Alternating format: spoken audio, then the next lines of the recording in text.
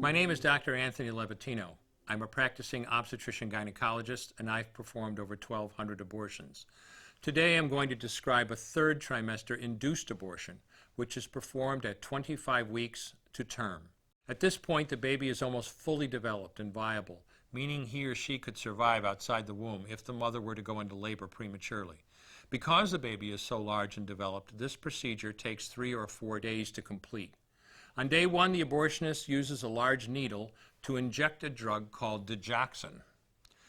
Digoxin is generally used to treat heart problems, but a high enough dosage of digoxin will cause fatal cardiac arrest. The abortionist inserts the needle with the digoxin through the woman's abdomen or through her vagina and into the baby, targeting either the head, torso, or heart. The baby will feel it. Babies at this stage feel pain. When the needle pierces the baby's body and the digoxin takes effect, the life of the baby will end. The abortionist then inserts multiple sticks of seaweed called laminaria into the woman's cervix. They will slowly open up the cervix for delivery of a stillborn baby. While the woman waits for the laminaria to dilate her cervix, she carries her dead baby inside of her for 2 to 3 days. On day 2, the abortionist replaces the laminaria and may perform a second ultrasound to ensure the baby is dead. If the child is still alive, he administers another lethal dose of digoxin. The woman then goes back to where she is staying while her cervix continues to dilate. If she goes into labor and is unable to make it to the clinic in time, she will give birth at home or in a hotel.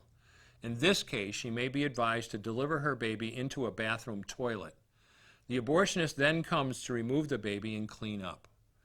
If she can make it to the clinic, she will do so during her severest contractions and deliver her dead son or daughter. If the baby does not come out whole, then the procedure becomes a D&E, a dilation and evacuation, and the abortionist uses clamps and forceps to dismember the baby, piece by piece. Once the placenta and all the body parts have been removed, the abortion is complete. Late-term abortions have a high risk of hemorrhage, lacerations, and uterine perforations, as well as a risk of maternal death. Future pregnancies are also at a greater risk for loss or premature delivery due to abortion-related trauma and injury to the cervix. As I mentioned at the beginning, I'm Dr. Anthony Levatino, and in the early part of my career as an OBGYN, I performed over 1,200 abortions.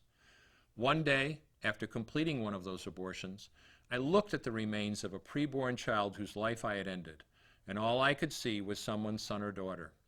I came to realize that killing a baby at any stage of pregnancy for any reason is wrong. I want you to know today, no matter where you're at or what you've done, you can change. Make a decision today to protect the preborn. Thank you for your time. I will no longer do any more abortions. When you finally figure out that killing a baby that big for money is wrong, that it doesn't take you too long to figure out it doesn't matter if the baby is this big or this big or this big or maybe even this big, it's all the same. And I haven't done any since then, and I never will.